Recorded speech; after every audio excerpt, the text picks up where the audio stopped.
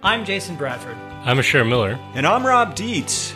Welcome to Crazy Town, where the pandemic, the climate crisis, and collapse are just a state of mind.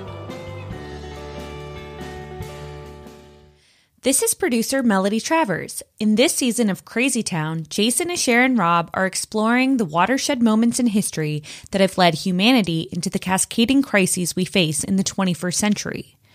Today's episode investigates how something simple and useful, positive thinking, has been contorted into a pseudo-religion and profit-sucking industry that gets in the way of pursuing good policies. The watershed moment took place in the year 1830. At the time, the estimated carbon dioxide concentration in the atmosphere was 284 parts per million, and the global human population was 1.04 billion.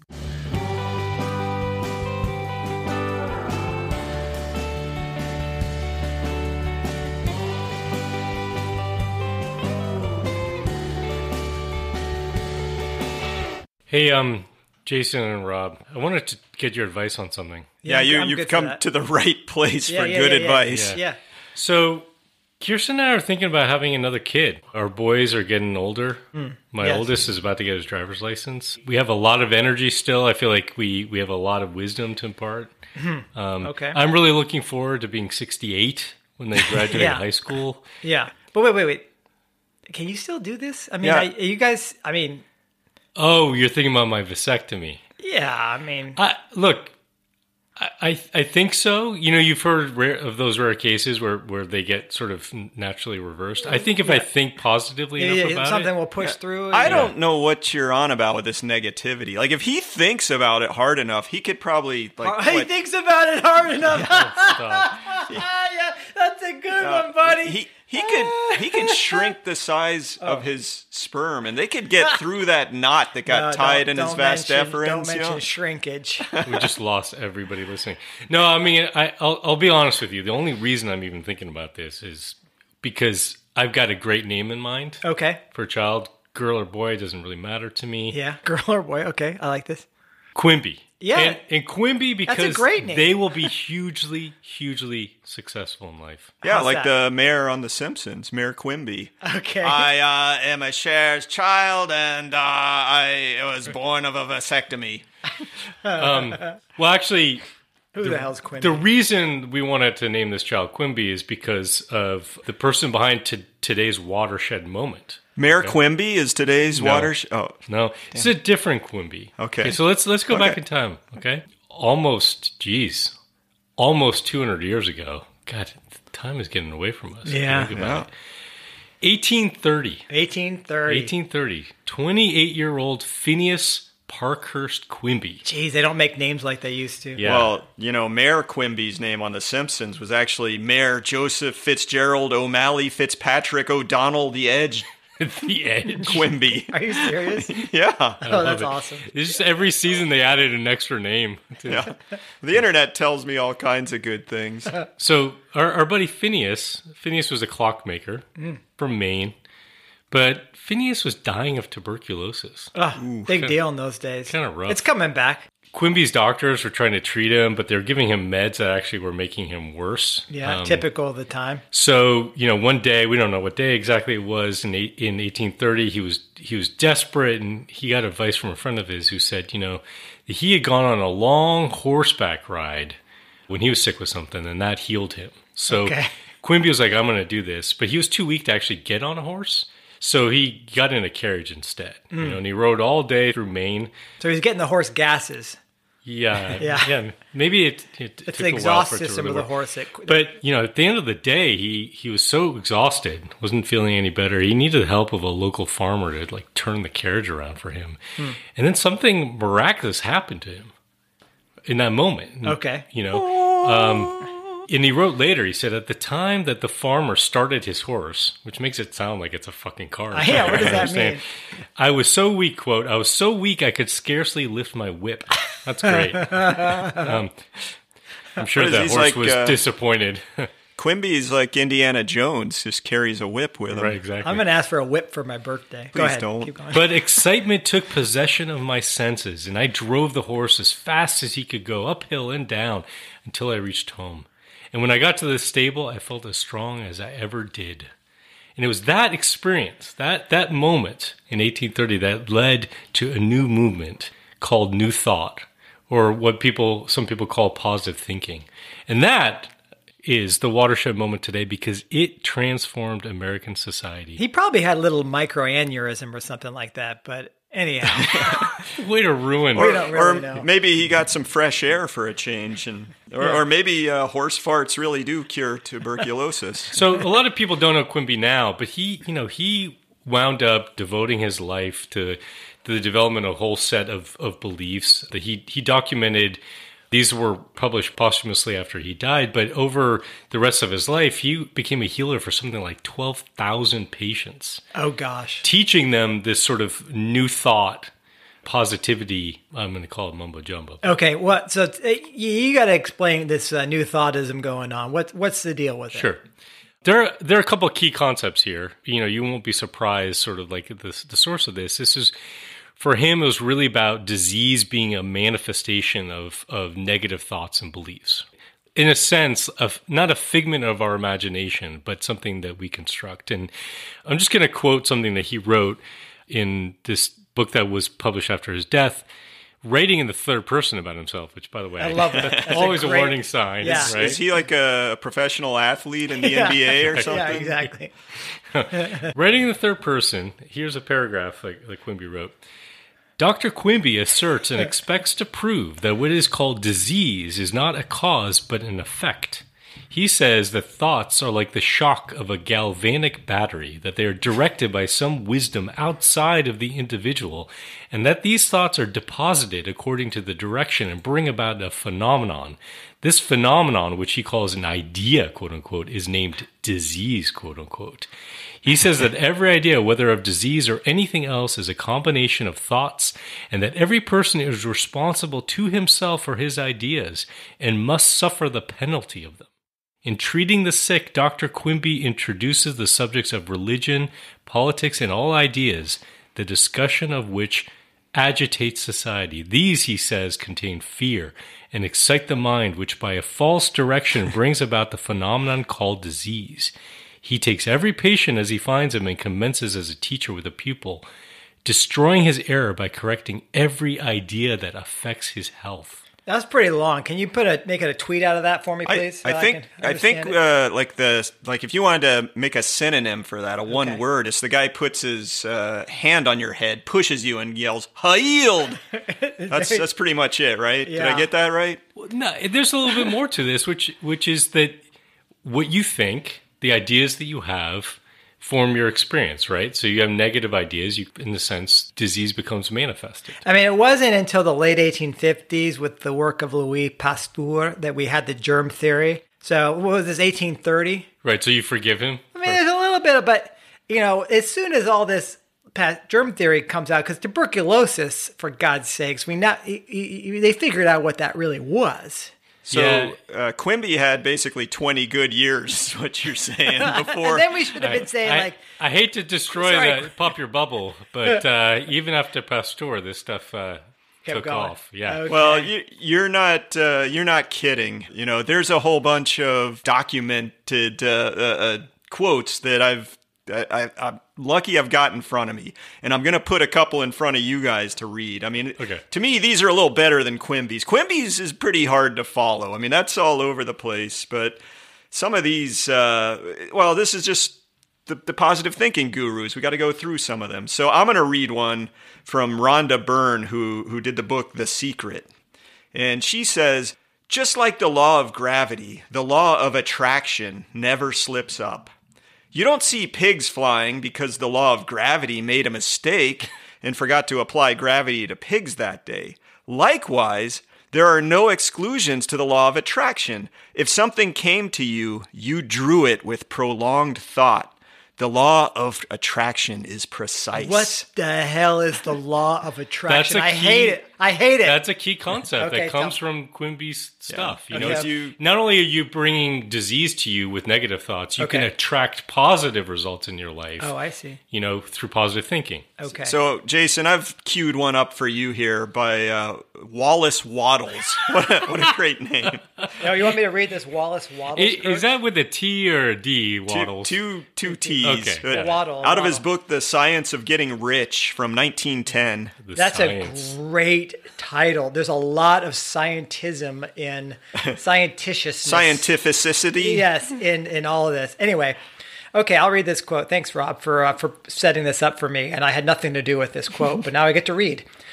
Quote, "No one is kept in poverty by a shortness in the supply of riches. Sorry. Okay, go ahead. There is more than enough for all. Nature is an inexhaustible storehouse of riches. The supply will never run out. Original substance is alive with creative energy. When the supply of building material is exhausted, more will be produced. When the soil is exhausted so that foodstuffs and materials for clothing will no longer grow upon it, it will be renewed, or more soil will be made. When all the gold and silver has been dug from the earth, more will be produced from the farmless. When the jug of milk runs out in my refrigerator downstairs, it shall be automatically replaced." That's social bullshit! I think you went further than Waddles. Well, that's because it's nonsensical. No. It is true. What? You know about those Amazon buttons that you can Okay. get, right? And You stick today- that on your yeah. fridge, you push the button, and it shows up. There you go. What's wrong? Oh, you're right. Okay, the milk will show up. Waddles anticipated Amazon. When my book lacks a large passage of bullshit, more bullshit will suddenly appear in my book. All right, well, I gotta throw Oh my another God, one I out hate from that so Wallace. I'm digging Waddles. Yeah, Waddles again. I got to read this book like cover to cover. Okay, here's another one. It is the desire of God that you should get rich. He wants you to get rich because he can express himself better through you if you have plenty of things to use in giving him expression. I love that Waddles knows what God wants you to do or be. That's You gotta bling out that ride because that is you telling God you're giving a gift to God when you do that. Take it home, Rob. one more quote because we don't want to go on too long with this, but here's one from Norman Vincent Peale, which we'll get into him more in a bit too, from his book The Power of Positive Thinking in 1952. "It is my conviction that the principles of Christianity, scientifically utilized, can develop an uninterrupted and continuous flow of energy into the human mind and body." Uninterrupted flow. Yeah, it's That interesting. All this stuff about energy and material And resources. scientifically and all that. It's like a blend of sort of religion and scientific materialism, but it's mishmashed together in some bizarre ways. Sounds good. So, look, I think we got to be a little careful here. We may have already blown this. It's If so there's any listeners left. it's so easy to just sit here and ridicule this stuff, and And God fun. knows I would love to do that. It All would day. it would be enjoyable. But I think what we should really do is talk about why we're bringing this up. Why is this a watershed? This Quimby ride, all this stuff. Why is it so important to why we find ourselves in Crazy Town? And let me just say too, it's okay if you like one of these books or you got something out of it, but just realizing the difference between some of this made up stuff, like the gold will reappear once we take it, versus there's a piece of wisdom I could use. So I've read some of these things in the past, and I find them, you can get some useful things. I guess it's a question of how literally you take them, right? Yeah. But I think it's worth sort of talking about how this new thoughtism, positive thinking has grown in popularity, how it's spread through different aspects of society over the decades. It really started, as Barbara Ehrenreich talks about in her book. She wrote a great book on this topic called Bright-Sided, How Positive Thinking is Undermining America. And she talked about sort of the early decades, early years of New Thought movement as really being something that spoke to the needs of women in particular. So, America at its core has sort of this Calvinistic Puritan heritage, right? Jason, you know this really well. Being Bradford, Mayflower I come family. from a long stock of Puritans. I'm very proud of it. And Calvinism really taught that one spot in heaven was predestined, and your primary task while living was to get rid of sinful thoughts that are a sure sign of damnation. They're going to keep you from that. I read The Scarlet Letter. You remember that one? Oh yeah. It's a great book. Actually. Great book. Yeah, it's probably banned right now, but anyhow, it'll get there. It'll get there because it talks about sex. Hard work and manual labor was the only relief that people had from this oppression, this sort of self-examination, and it was idleness and pleasure were considered sins, right, in Calvinism. But industrial age kind of took away many of women's traditional jobs in the home, right? And they're left with nothing to do but pass the time, but to torture themselves. And it's really interesting. What did they mean by that? Torture over their sinful idleness, right? They're feeling bad about because they're not working enough. Working enough, I guess, Okay. And there is actually a really interesting phenomenon that sort of spread, kind of an epidemic that spread across middle-class women across it must the have been the country middle at the time. class. There's urban middle-class women who are getting the initial products of the industrial age. I think they talk about these things as the vapors or invalidism. Okay. In nervousness, anxiety in women, and doctors, there really was kind of an epidemic of this, and doctors just didn't know what to do with it. They couldn't treat it because it really was a psychological, emotional manifestation. A response to living in a way that you were never meant to live. Or wasn't consistent with the values that you grew up in. So Quimby's stuff, he actually identified Calvinism as a source of many of his patients' ills, and he convinced them that the universe is actually benevolent. Right? I mean, think about the change there, right? Instead of saying, basically, you're sinful. You are preordained to either go to hell or heaven. So the idea of a kinder and gentler God, was very appealing to, I guess, particularly middle-class women at the time. Right? Okay. I mean, Quimby, I haven't really heard of him before this episode, but well, you'll meet my future child. Okay, exactly. I can't wait. I'm manifesting your sperm finding their way through the vas deferens that are tied off and cauterized. The 3 listeners we had left are now gone. His sperm, you're teaching them how to pole vault across great distances. They can do it. I'm going to cheer them on. Anyhow, sorry about that, Kirsten. But anyhow, this really then manifested in religious movements that are sort of derived from Quimby's thinking. And the earliest, most famous one is basically one of these patients of Quimby who end up stealing his ideas, and that's Mary Baker Eddy, who at the kind of towards the end of the 19th century founded Christian Science. And for a while there, it was the fastest growing religion in the United States in the early 20th century. And it basically is sort of this rejection of modern medicine, and kind of to sum it up, it's sort of you can pray your way to health. Mm-hmm. They subscribe to this radical form of philosophical idealism, and believing that reality is purely spiritual and the material world is an illusion. Mm-hmm. So again, this ties back to Quimby's notion. Sorry to mispronounce your son's or daughter's name.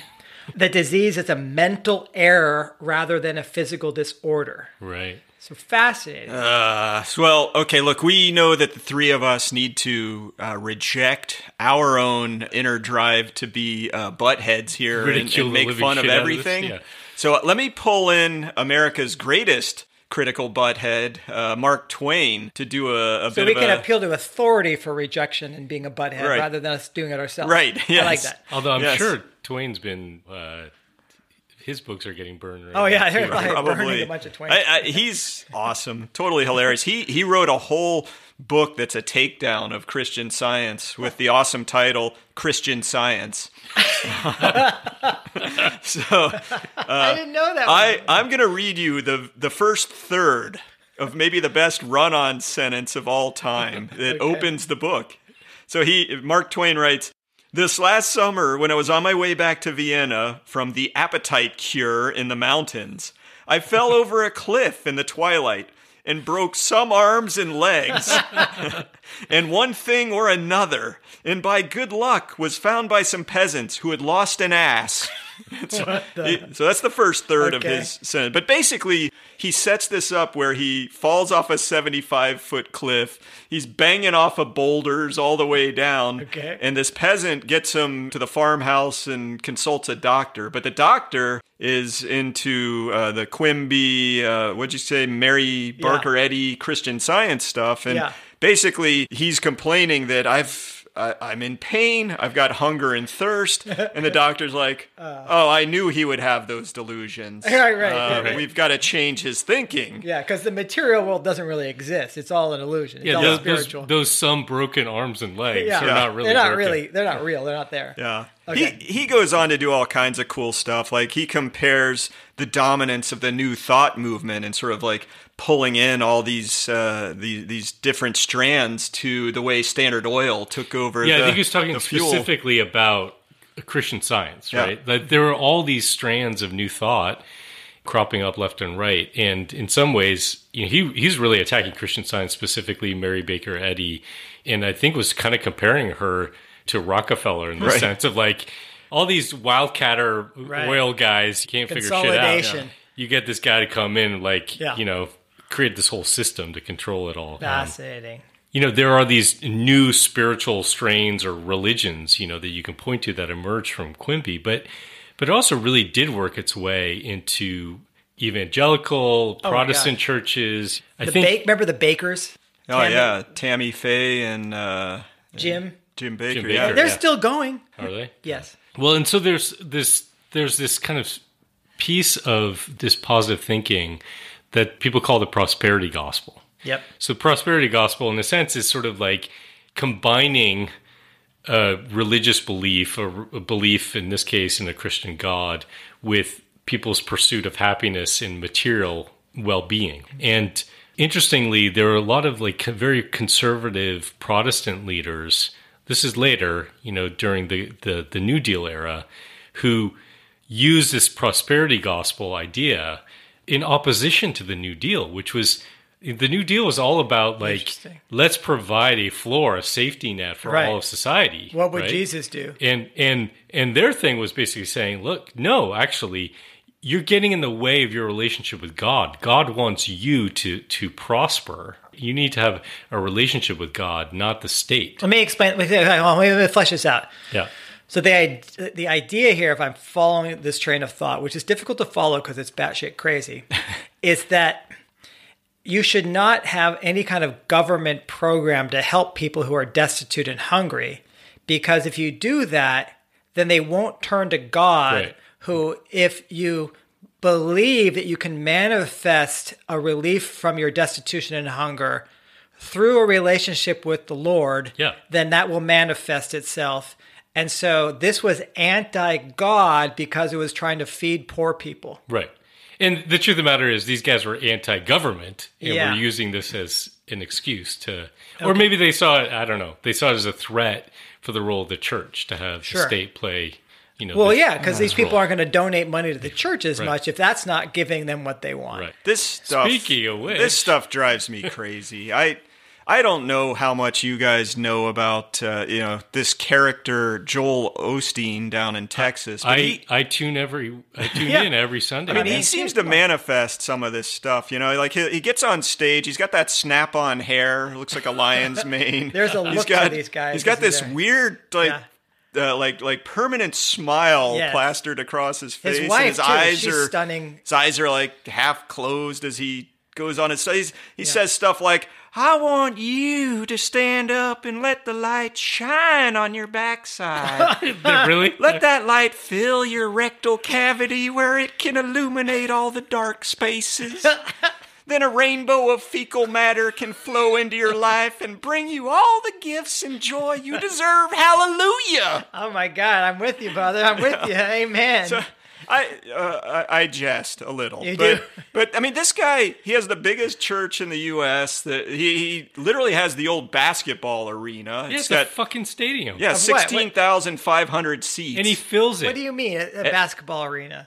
He bought the old, I think maybe it was the Houston Rockets basketball arena. They had to, of course, build a better one. Right. With more luxury boxes. Right. I'm So surprised. I'm glad it's been put to use. But he fucking fills it. He gets 45,000 people going into that church every week. No, 16,000. Well, maybe. They do multiple. Yeah, multiple. Okay. Yeah. Yes. That I was not aware of. The guy has a net worth above $50 million.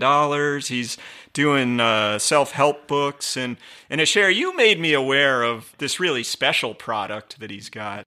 Yeah, so there's something called the Inspiration Cube. Okay, so, we've got these devices now, right? We've got, you could talk to Siri on your phone. Right. You got Alexa, from Amazon.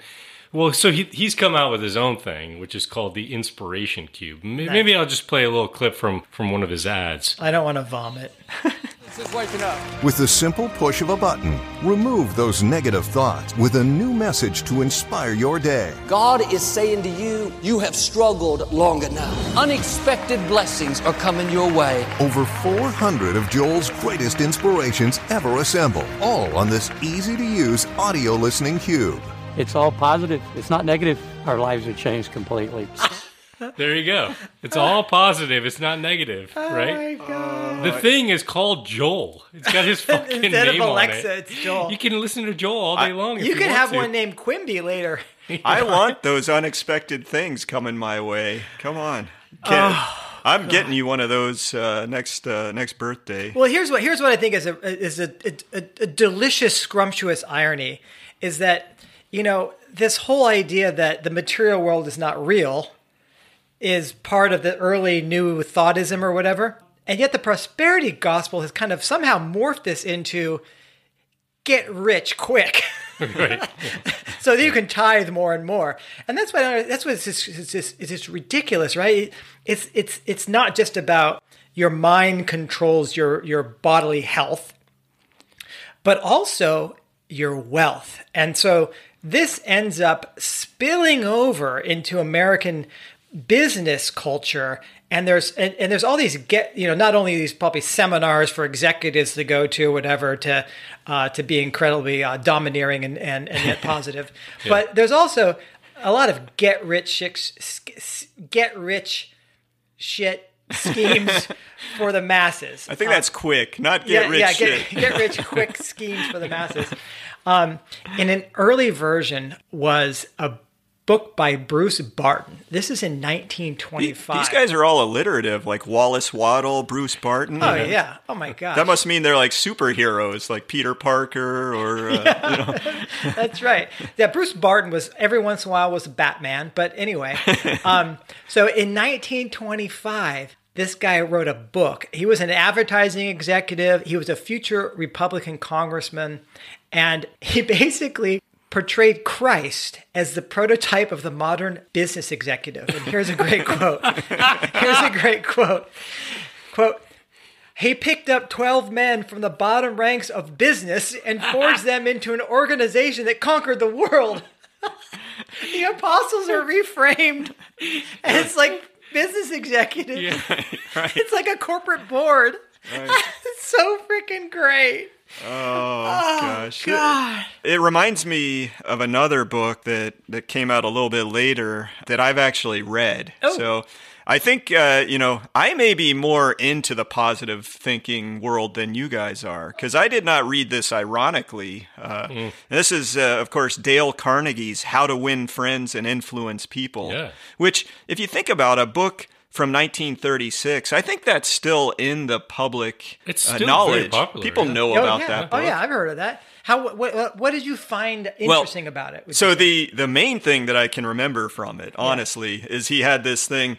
Make sure you remember everybody's birthday. Like, jot it down and make sure you acknowledge. You don't have to them anymore. Facebook tells you. Yeah, exactly. No, but I think this is true. Like remembering remember people's names, of course. Yeah, and remember their birthday. And this is these are good tricks to help you connect with other people. That's why I have no friends and I don't influence anyone. Well, that's the thing. I think there's often you find nuggets of like Well, yeah, of Yeah, course. This is common valuable, sense. This useful is good. stuff. Well, that was my impression of the book, was that it had, okay, here's some ideas for how to be socially apt in Right. this world that we have. But the whole notion is do that so that you become more wealthy and more powerful, prosperous right. and more. No, don't do it because you care about the person or you're kind of like. Right. That was the part that I had trouble with. It's like you don't want to be disingenuous Right. when you're wishing someone a happy birthday. Don't do it just because Dale Carnegie tells you that's the way you're going to become rich. Yeah, that is the irony. It's not like how to become a nice, reasonable human being that other people care about because you care about them and you build a community and you love and respect and take care of each other. It's like, no, how to get rich because you remembered people's birthdays. Right. Well, I mean, I guess when I was a kid growing up, I remember on the little TVs we had, Yeah. there was this guy who was huge, Tony Robbins. I He's mean, still literally around. huge. That dude's still around, And man. he's still around. Oh, So yeah. I think he's in the same kind of universe as this Dale Carnegie and Yeah. So Tony Robbins, I looked it up. He's worth $600 million now. Oh, man. And I got to tell you Take guys. that, Osteen. Right. Yeah. You're not thinking positive enough. Right. Yeah. Osteen needs to up his Yeah, positive positivity. thinking. Maybe with the cube, though, he'll Yeah. sell enough of those Yeah, to could be. catch up. But I got to tell you guys a quick story about. I didn't get to meet Tony Robbins, but I saw him in action at a conference. I did not go to a Tony Robbins conference. I went to a conference of the Society for Conservation Biology. it was like at the same conference hall. Same conference hall. It was at the like the fantastic. convention center in San Diego or something. right. And neither could fill it, so they had to double. Yeah, they book. gave half the hall to the conservation biologists and half to the Tony Robbinsists. Did you guys meet I'd over love coffee? to see Did you happy meet hour. over coffee? Well, Those so two mingling. where I would mingle with Tony Robbins people was like you'd go out for lunch or go out and get a coffee at a coffee shop and you'd see them and it was so obvious who the conservation biologists were and who the Tony Robbins people were because one of them had that weird Joel Osteen smile plastered on their face all the time and the other one looked like the world was going to end. I actually, while I was there, I had this fantasy almost that what if Tony Robbins ran the conference on conservation biology? So instead of talking about extinctions and this ecosystem's messed up and we're having trouble over here, it'd be more like just walk on some coals and it'll all be fine. Yeah. Yeah, well, we did a conference, PCI organized a conference in 2020, basically about navigating the great unraveling. So it would have been wonderful to have Tony there to kind of be the keynote speaker for that. MC that sucker. That would have gone over really well. All this stuff is, we talked about impact kind of within religion. We talked about it in business. And obviously it's deeply embedded in sort of the whole industry around self-help stuff. It's been interesting to see Alana, who does a lot of the research for the season, she pulled together some like a list of bestsellers. And it seems like there's this cycle that happens every 20, 30 years. There's like a new big self-help book. Do you know what I mean? That hits. And as we talked about, there's some actually that are still persistent to this day that are selling well, even though they're Daniel published, Carnegie. Decades and decades ago. I think some of our listeners might recognize maybe probably the most popular one in recent years, and that's a book called The Secret by Rhonda Byrne. Do you guys know about that book? Have you heard of that? I've heard of it, but I've been afraid to look at closely. Just barely. It's something that was really popularized by Oprah fucking Winfrey. I mean, she sorry, but I didn't know that was her middle name. Oprah F. Winfrey, huh? She had the author on maybe more than once, kind of promoting this idea. Basically, the idea is very simple: wish for it hard enough, and it'll happen. That's the secret. Yeah, right? When you wish upon a star. But actually telling.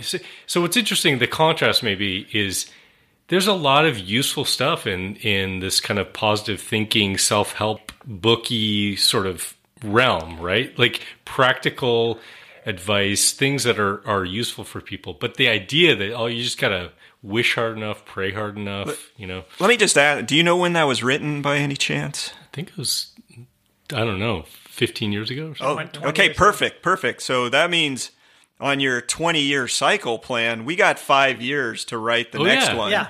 Which, Gotta get cracking. that's then we're done. We're in the Joel Osteen, Tony Robbins, and whatever Rhonda Byrne. I'm sure she has millions too. I think her thing hasn't even peaked yet. Yeah, they just made a movie with Katie Holmes. And was she Tom Cruise's? Yeah, like so she escaped Scientology, and now she's like doing this film that's like this sort of new thought. That's a good stuff. way. Just go cult to cult, and you'll be fine. Yeah. Well, we were talking earlier about how it's sort of libertarian Christian, kind of more anti-government, right-wingy sort of stuff. This is more the prosperity gospel. You'll find it more in like Southern evangelical circles.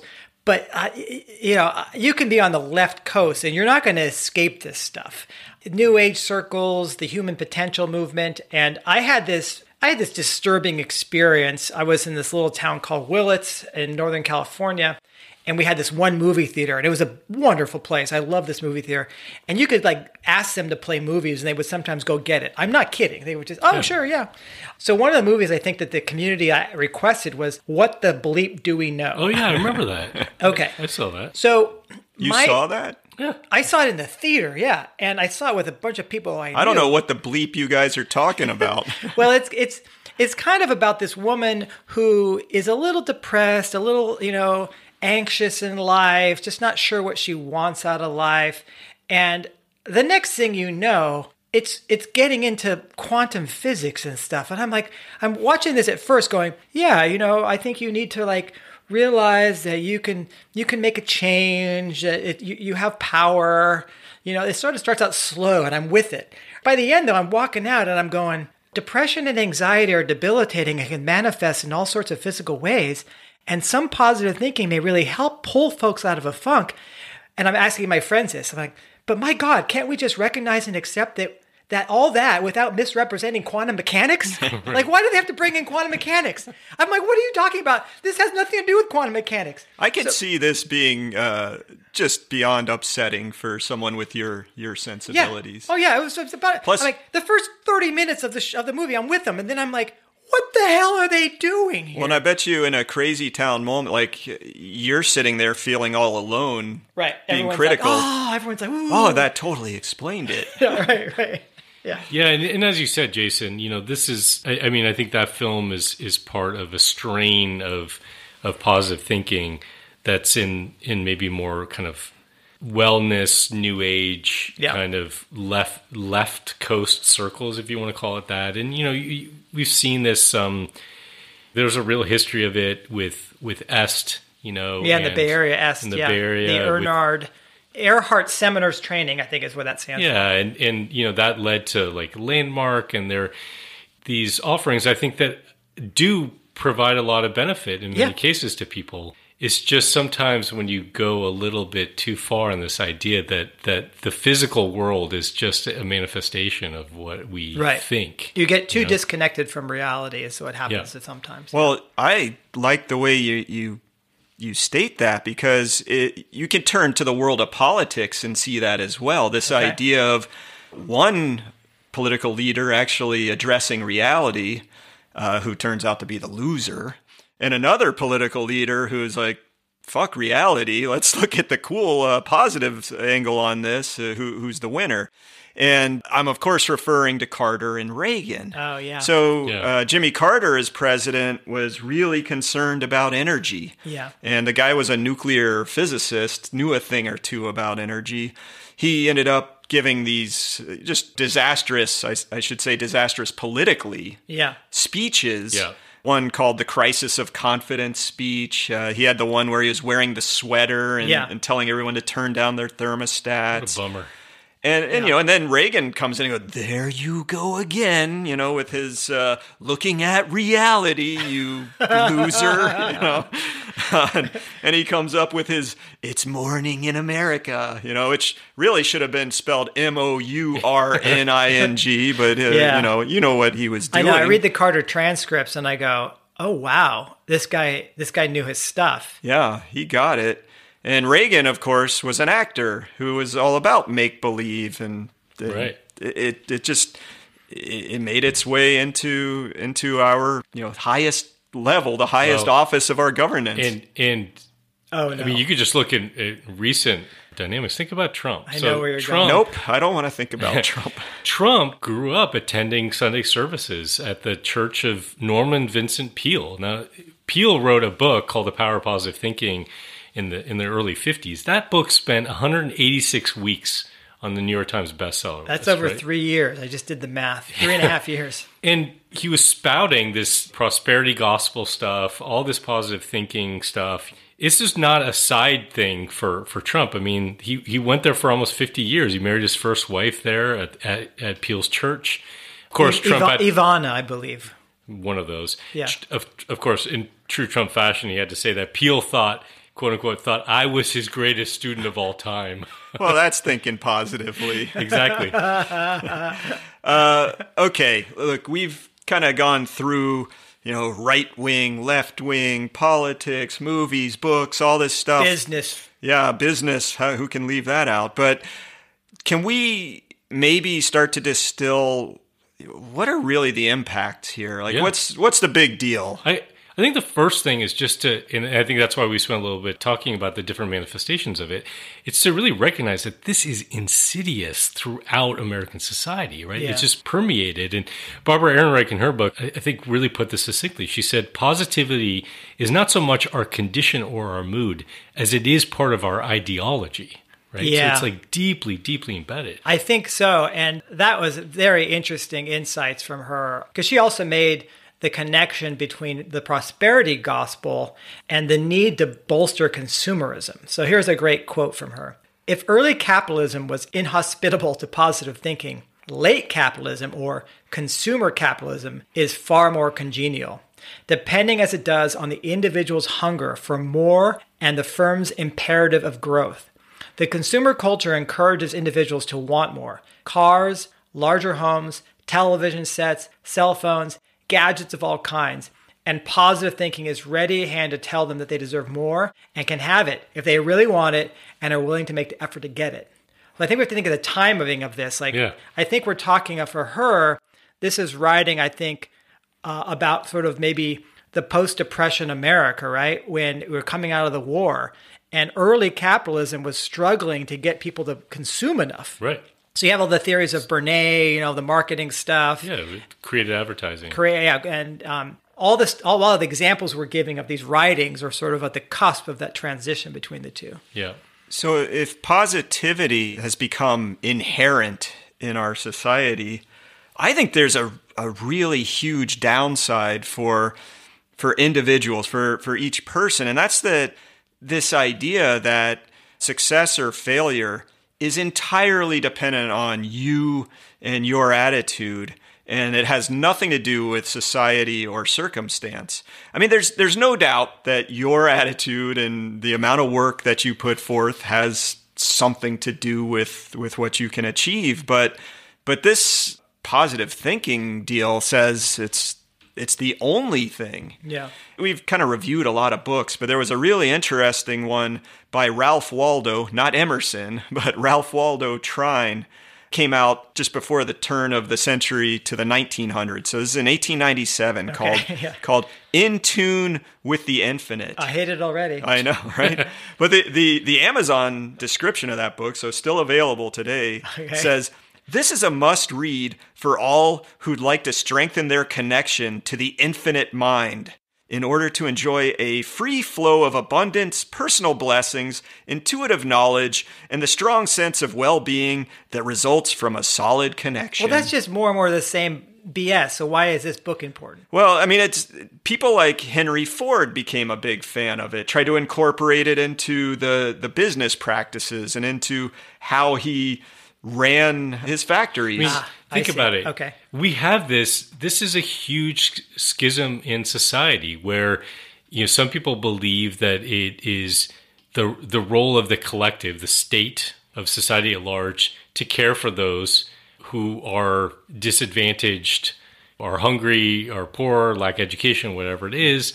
And you have others who believe that it's really on the individual. If they're in a certain condition, it's not the system that put them there. It's not the structures of society. It's not racism, generational poverty, growing inequality issues. It's the fact that these people don't believe enough, or they work don't hard understand enough, the law of attraction. It's baby. their fucking fault. Yeah, If yeah. they just think differently. Their circumstances Can will be really different. lead to a callous way of approaching your neighbors. Yeah. You know? Yeah, I know. Well, I sort of feel this myself, right? Because I guess I'm kind of a Cassandra. I call you that all the time. Thank you. I look at the future and I'm very concerned about it. I'm trying to raise some alarm about the situation. And, I think I've gotten better at not doing it in ways that are off-putting and emotional, come with a lot of emotional baggage. But of course, anytime you say these sort of things, it's kind of a downer. Yeah, people get a little worried. But it's in this culture, it's so hard to get any traction with that. Can you please deal with this reality I see in front of me? And you're just kind of brushed aside as some freaking Chicken Little or something. Or demanded that you have an answer to solve it. Yeah. Right? Yeah. Give us something positive. Tell us what to do, right? Yeah. If you even dare to bring up a problem. I'd love to tell you what to do, but it's a collective action problem. And until most of us actually recognize the problem, there's not much that you can do as an individual, which of course goes against this whole notion that individuals have the power to change the freaking world. That's, of course, brought up in the movie Don't Look Up, where, they're on the morning show and the morning people are like, oh, we got to talk about the positive stuff. And he's like, we're all going to fucking die here soon. You realize that, don't you? Right? Yeah. We were talking a little bit earlier about Trump being steeped in this, stuff, going to Peel's church. And some people have written about this and talked about this, but in the early days of the pandemic, I think it's easy to look back in hindsight and say, "Oh, I should have known this, should have known that." But Trump was incredibly dismissive. I mean, he was like, "Oh, be gone by this time. We'll be gone by this time. We're gonna knock this thing out." And right. and I think I think it feels really plausible to me to see how being steeped in this sort of positive thinking would lead him in that situation to be like, la, la, la, la. So it goes beyond sort of this political calculation of, I don't want it to be recognized. I want the markets to stay up. It's more like, if I actually deny it's happening, maybe it will stop happening. Yes, I think that's what you're that. saying. It's at that level. And the consequence is, to some degree, lives lost. Yeah, the consequence is you don't deal with the problem, or the challenge that's in front of you. You can't get stakes that are higher than that if you think about the impact of this. And I think of it on the interpersonal level. So, you imagine somebody who's got cancer, let's say, and it's at a late stage, but they're not allowed, if they're in a certain culture or subculture, they're not allowed to have negative thoughts.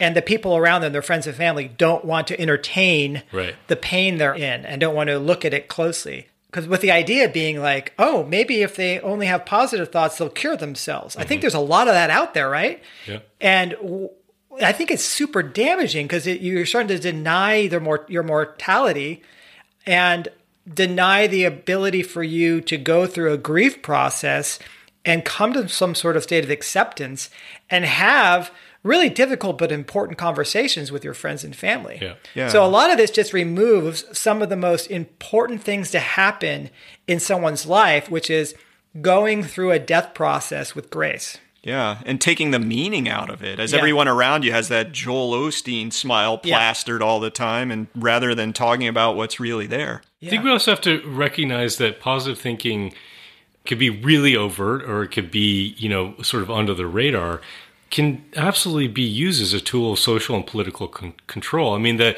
sort of extreme example of that is if you look at authoritarian dictatorships, like lipstick on a pig kind of thing. North Korea, where people are literally starving, suffering from famine, and they're being told that they have to sing songs about how they're the greatest nation in the history of the world. But you have that, I think, certainly in U.S. culture. I mean, we just talked about that with Carter. Like, you are punished for speaking at all negatively or critically about anything, Well, look at what it enables you to do, too. You can do something as great as deny climate change, right? I mean, that's just the Chicken Littles. That's just the Jason Bradfords of the world telling you stuff that it may not even be true. And it's just an easy way out. You can even take it to a level where let's say you actually believe the science behind climate change, but positive thinking maybe will protect you and your family from this problem. It actually, if you look at the conversations within the climate science community, when you look at plans that nations have developed, you look at plans that others, academics, researchers have developed, there is a kernel of this positive thinking in every one of those practically, because look at their reliance to try to get the levels down to, try to keep us from going past 1.5 degrees C warming or 2 or whatever it is.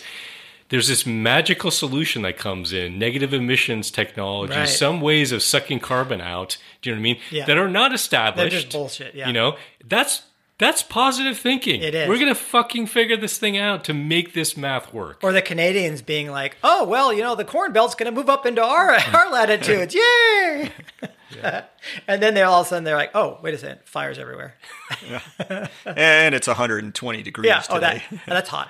It's actually popcorn belt now. It pops on the stalk. in the field. Yeah. Oh my gosh.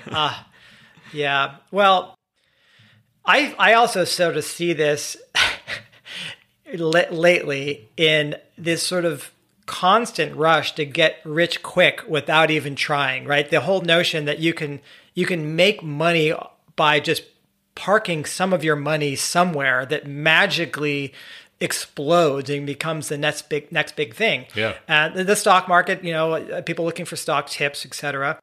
Now, crypto. Matt Damon. Yeah, exactly. NFT shit. Yeah, all right. Never mind the fundamentals that this is just an entropy sink with not really much social value to back it up.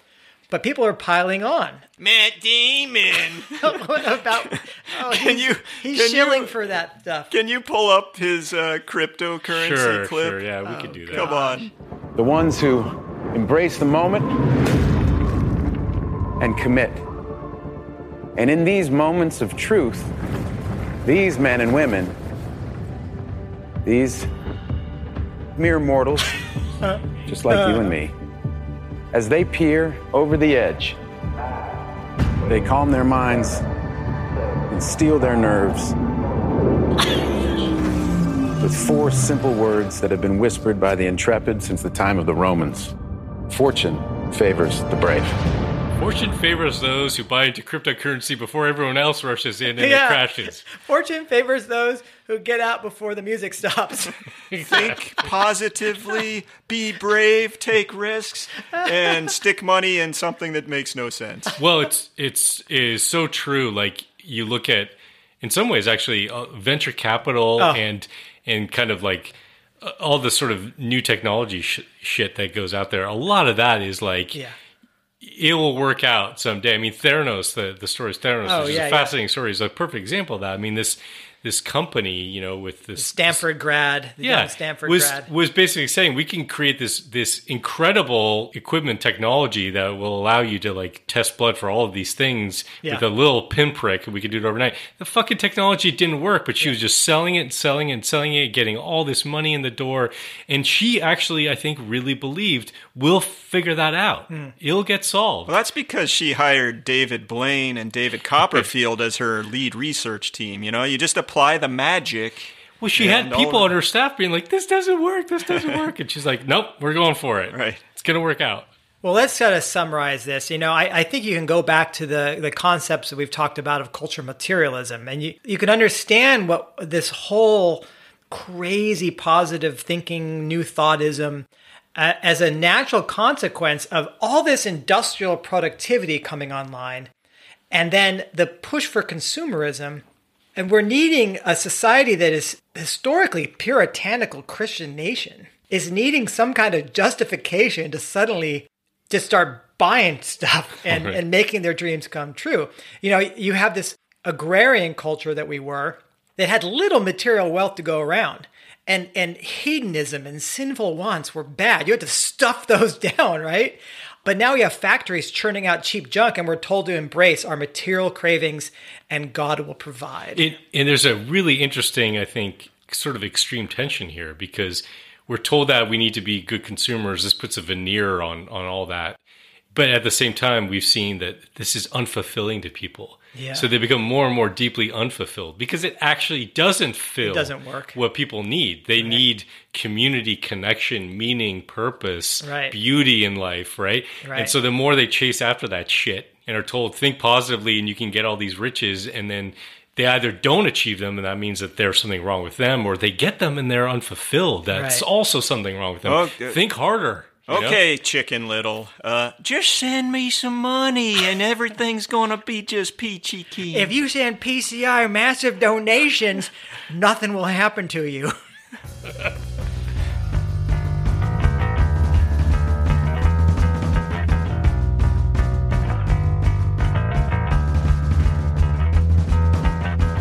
Hey, Jason and Cher, you guys have both been invited to be guests on Rachel Donald's great podcast, Planet Critical. What do you think great. of that? Great interview. Yeah. Sorry, Rob. Are you feeling left out? Well, I was kind of wondering, like, you guys are on there. Some of the other people that we love, like Nate Hagen's been interviewed. I want to be on Planet Critical. You're the only one who hasn't written a book between us. Yeah, I mean, just kidding. I'm gonna go in the corner and cry now. No, just write another book, Rob. Yeah, maybe that's what I'll do. I'll start a campaign to get on Planet Critical. No, her podcast is great. I think Rachel does a great job. I think a lot of our listeners would appreciate the podcast she does. She's spoken with a lot of folks that I think people who are definitely steeped and familiar with PCI would be familiar with. David Orr, and you mentioned Nate and Josh Farley and others. And don't let our show and the fact that she interviewed Cher and I take away from the fact that she has a lot of good guests. Good point. Questionable judgment there, Rachel, on picking these two clowns for your show. I was remarkably articulate when she interviewed me. I have no idea. How that happened. You had a ringer sit in for you. Huh? I don't think it was me speaking. I think I was speaking in tongues. Like I got the spirit, and it just kind of. Good. Well, listeners, avoid that episode. But otherwise, go check out Planet Critical, Rachel Donald, a podcast for a world in crisis.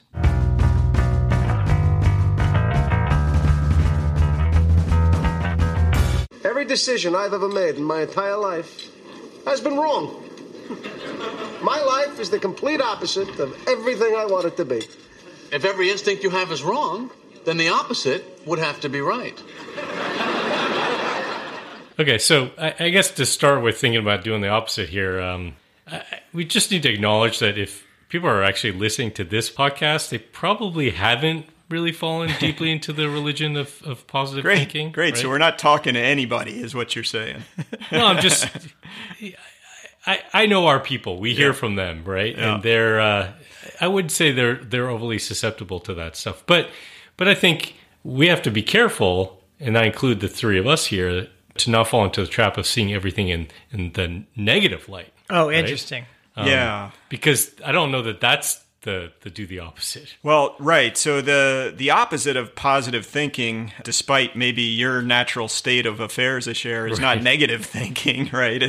It's actually being realistic. It's critical thinking. Yeah. Again, going back to Barbara Ehrenreich in her book Bright-Sided, she said the alternative is to try to get outside of ourselves and see things as they are, or as uncolored as possible by our own feelings and fantasies. And, you know, we talked about cognitive bias in the past and all these different ways that we can sort of accidentally filter the world in wrong ways. And she's saying, try to be aware of that and think critically. And that's really what you need to do to counteract some of this, some of this positive thinking that's been embedded in our culture. I try to say to myself, try to discover or uncover what is, not what you want things to be. Mm-hmm. See the world not as you want it to be, but as it is.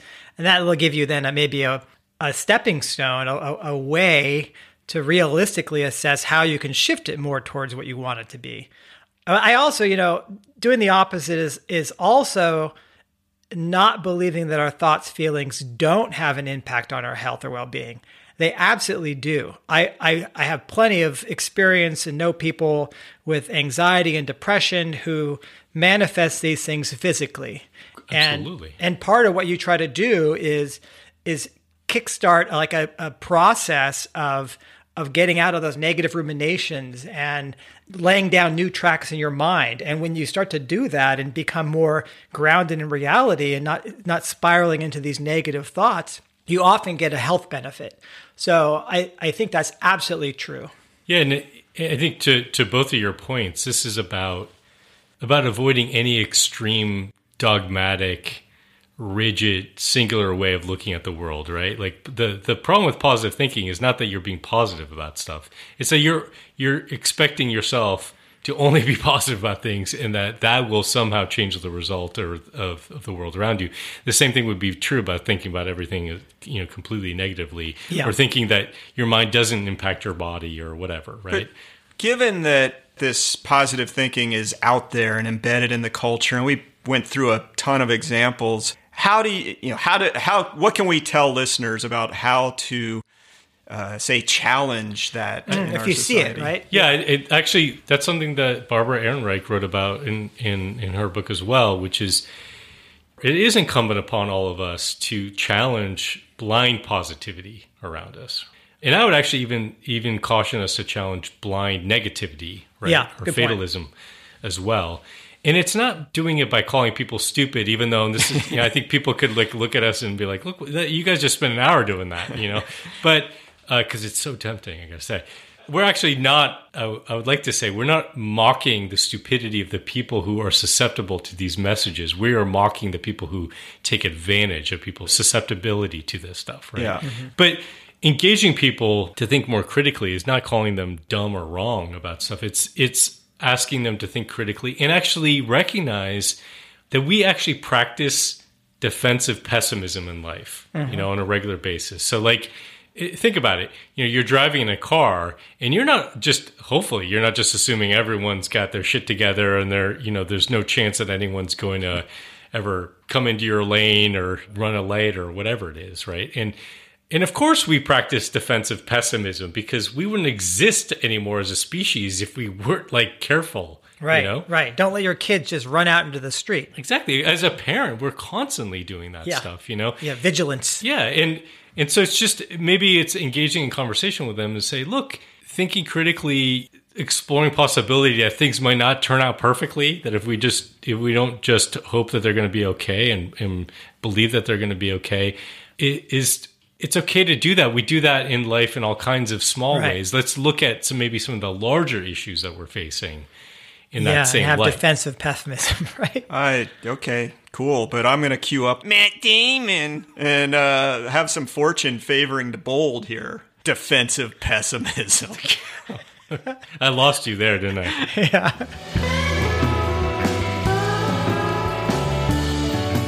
We want to give a special thanks to Ilana Zuber, our star researcher of the watershed moments through history.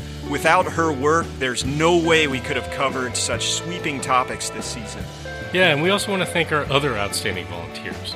Anya Steyer provides original artwork for us, and Taylor Antal prepares the transcripts for each episode. And a big, big thank you to our producer, Melanie Travers, who helps us bozos stay professional.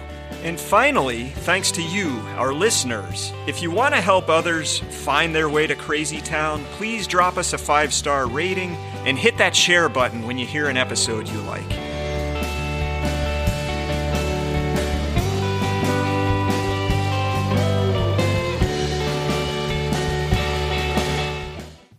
Hey guys, instead of introducing a sponsor for today's podcast, I actually want to talk about the fact that PCI is actually, Post Carbon Institute is sponsoring today's episode. Yeah. Because I was thinking, this inspiration cube that we talked about earlier, Joel Osteen's thing, that's a friggin' cash cow, man. It's a great idea. Yeah, I think our listeners are going to want to hear our inspiration. Yeah, I think we can rake in some bucks if we create our own cube. Yeah, so. Isn't it called the Reality Cube? Yeah, Is I that think the name we can call it the Crazy Town Cube, Reality Cube.